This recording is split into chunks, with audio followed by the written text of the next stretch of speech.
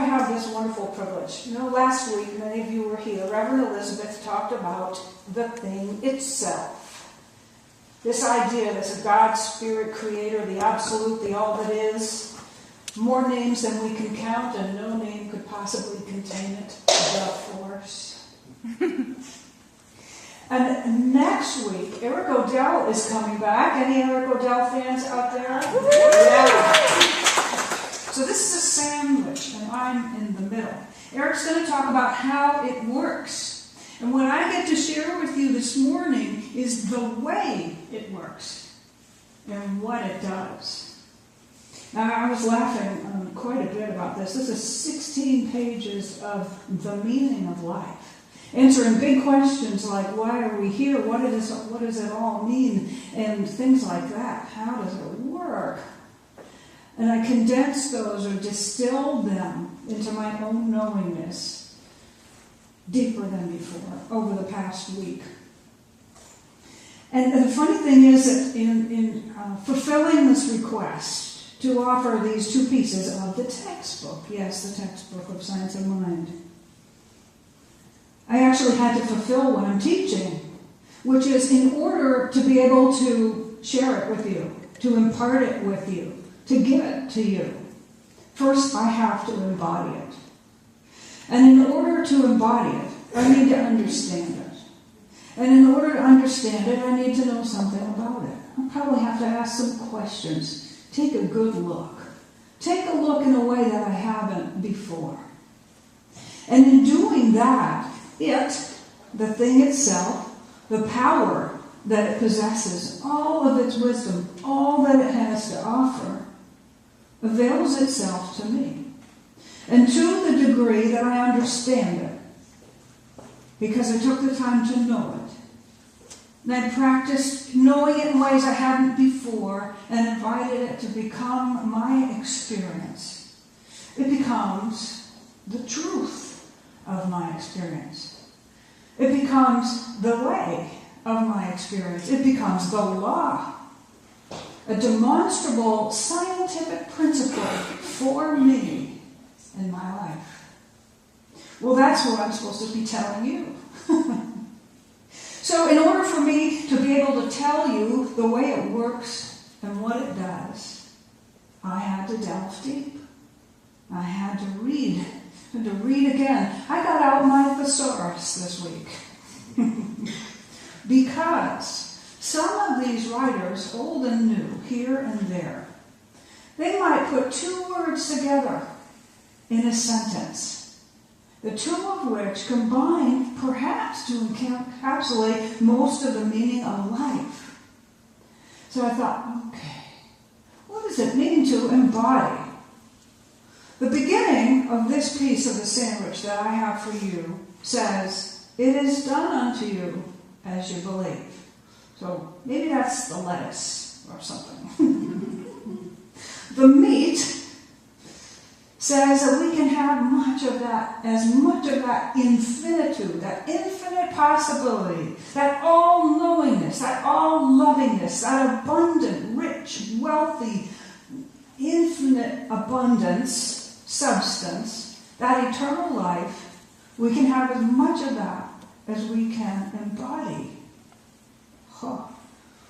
Well, that kind of seems like a tall order.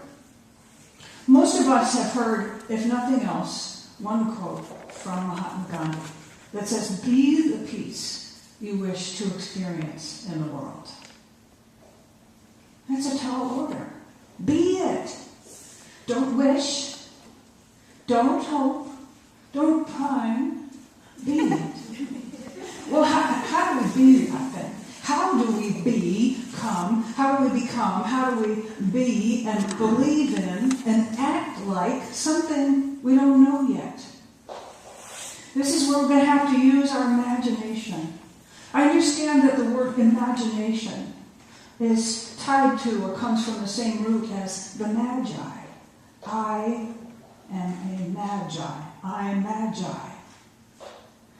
That what I actually call upon is this magic that is mine and it's yours, it's everyone's. Each time I get the image of something in my mind I make room for it, excuse me, to become my experience.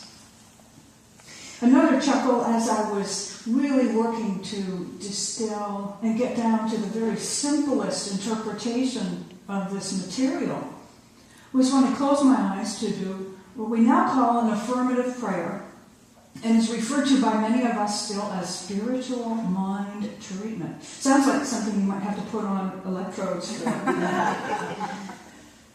And oftentimes what I do is I pray with my partner Rick, and he'll start us off and then he'll say, and I lovingly pass the word. And I say, and I lovingly receive this word, and I add mine to it. And then I go into this piece where I say, knowing that each time I focus upon the truth and recognize it, I make room for it as my experience. So this is part of what's in this teaching. This is part of what's in our ragged textbooks. This is part of what appears more to us each time we look. There's a simplicity and a mysterious complexity about it at the same time. So each time we focus on the truth of all that is and our relationship to it, we have the opportunity to know it better, to understand it better, and apparently understanding is the key to getting it. Not just understanding, not knowing, not that kind of getting, but experiencing it.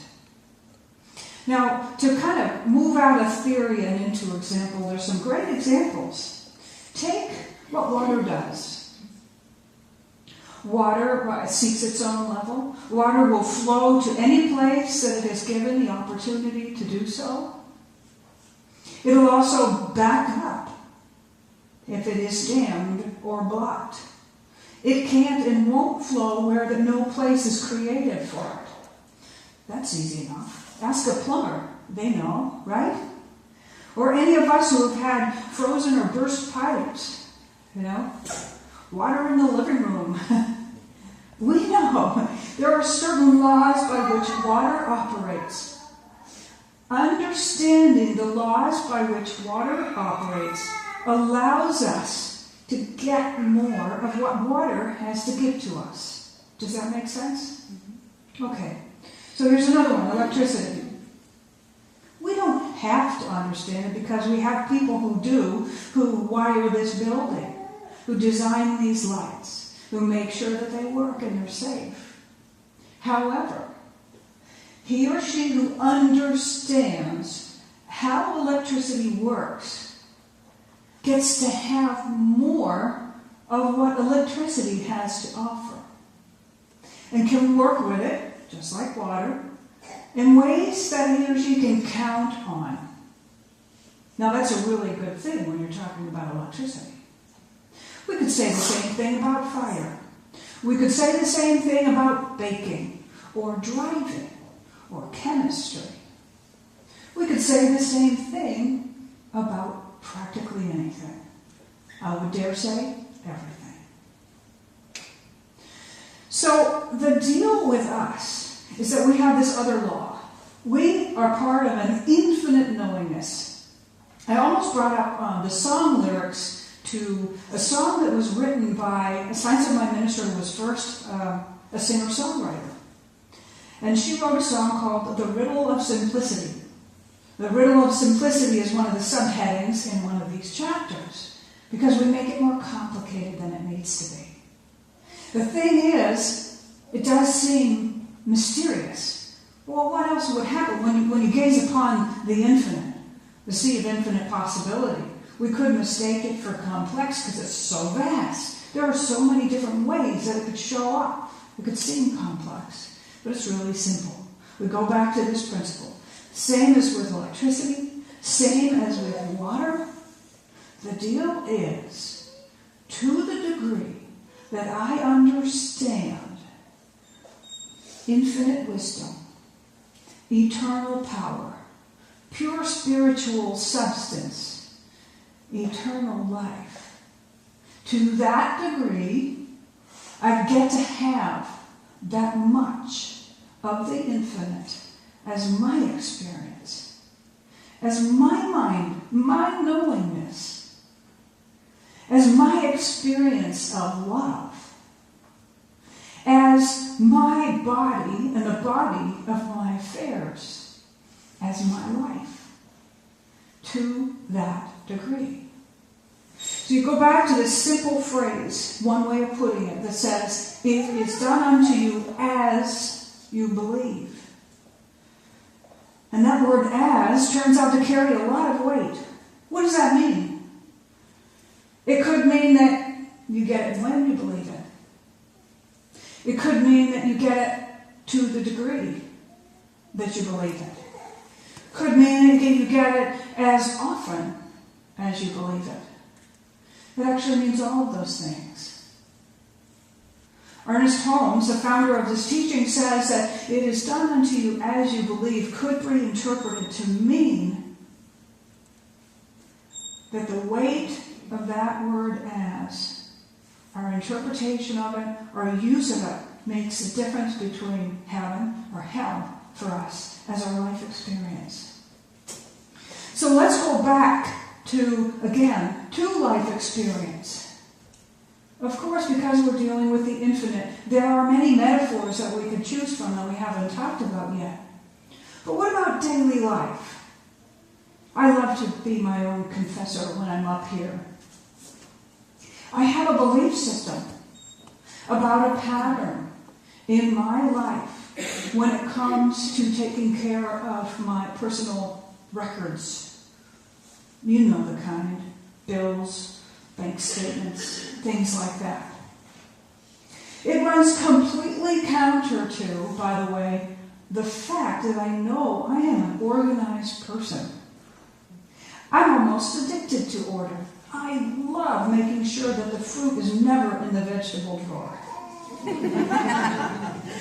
And yet I have this belief that says, I don't know about that. I can't do that. I do struggle with that. Every year about this time, I have to face that. I have made it my understanding. I have made it my knowledge. I have made it the law in my life. I have made it the way things work for me. I have made it my truth. I have made it my God. Guess what? In any moment, any nanosecond of openness, of willingness to imagine differently, to give this part of my life, of divine intelligence, a place to flow, I can have a different experience. Now, it's really funny when we think about other areas of my life where I've handed it over to that power greater than just me, to that infinite intelligence. When I have laid something at the feet of, and I don't mean separate from myself, a knowingness greater than my own limited knowingness, a love greater than the love I am yet able to embody, a plenty and a bounty greater than the one I have yet known, a life more inspired or animated than the one that I've had lately. I get that. But see, I'm free, and so are you. So there's no way that the infinite knowingness and lovingness and bounty in life can give me anything more than I make room for, than I am open to, than I accept. I know last week Reverend Elizabeth talked about Star Wars, and I'm going to talk about Star Trek. Anybody remember the Prime Directive? Yes. Okay. Well, doesn't that basically say that it's none of my business, no matter what planet I'm visiting, to interfere with the experience of another? Because that person needs to be free to discover on their own. Well, that's the way our higher power works with us. If everything was done for me, I wouldn't be free. So, It isn't. The gift is given, however. Everything is already provided. Everything is already provided. In the abstract, in the wave state, in the field of infinite possibility, everything imaginable already exists.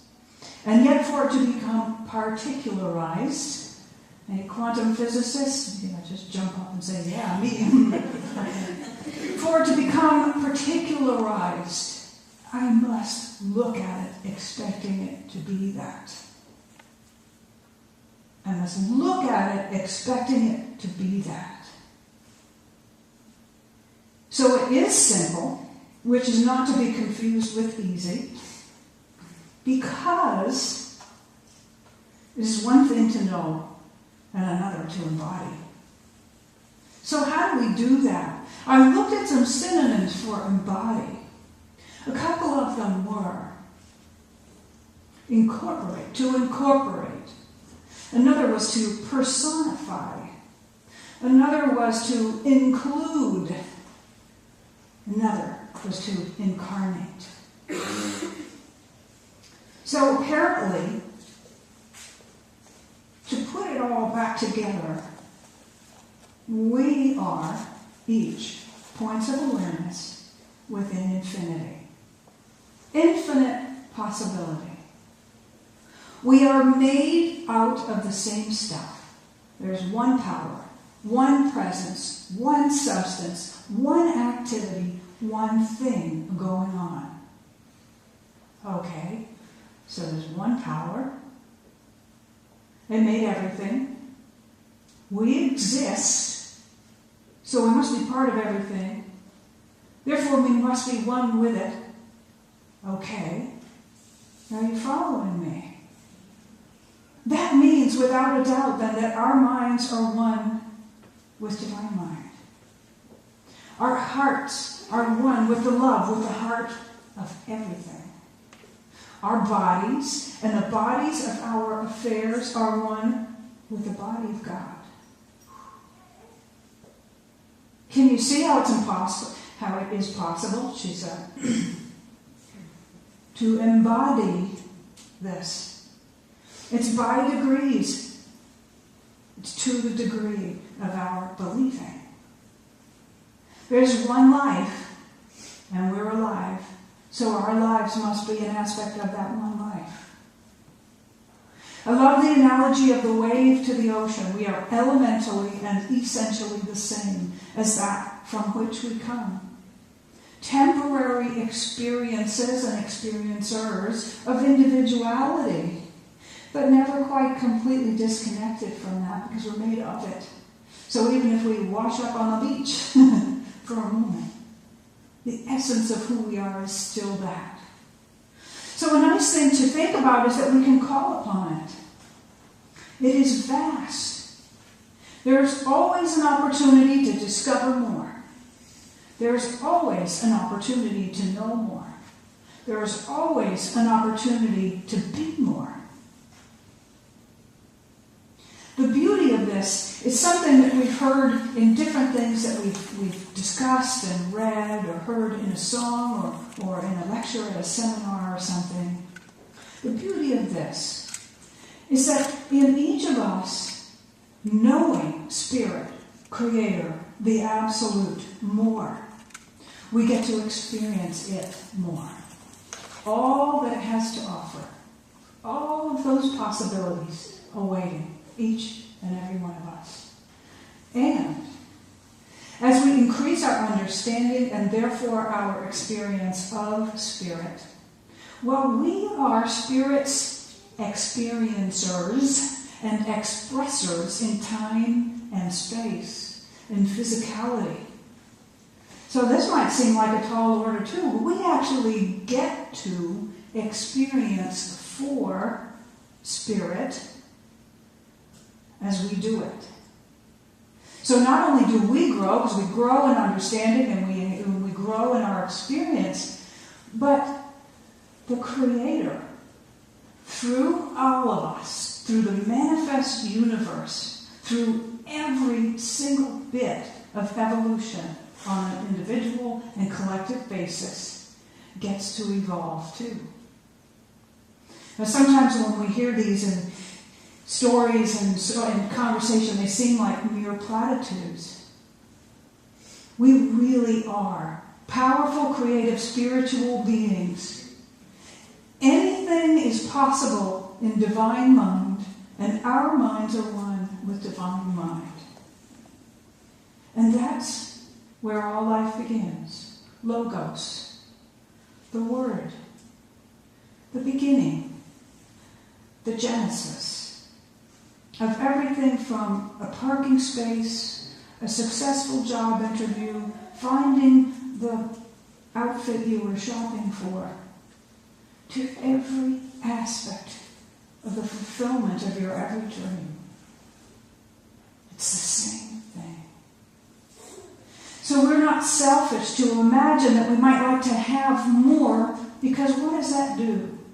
That makes us more fully realized and actualized representatives of infinite possibility. We have more to give. We inspire more to evolve, to become greater, to experience and prove more of His goodness. Everybody wins. I invite you this morning to think about these two things. It is done unto you as you believe. What does that really mean? And you and me, us, we, can have, as individuals and as a world, as much of this goodness as we can embody. That's big. What does that mean? Can you take that home with you? Say, wow. As. What does that mean? As. Believe. What does that really mean? Embody. Wow. I might have some work to do. There's no wishing or hoping in this. It is definite. We approach this source, this supply, this intelligence, this love, this wisdom, this power, definitely. And if there's something you want to experience but you don't know it yet, know that you know. If there's a big old doubt in the way that is closing off the pathway for that good to come to you, know that you know, and the doubt will disappear in the light of that truth. Use the same law that responds automatically to your thought to produce the belief, to make way for the understanding, to make way for the experience, so that you can embody it.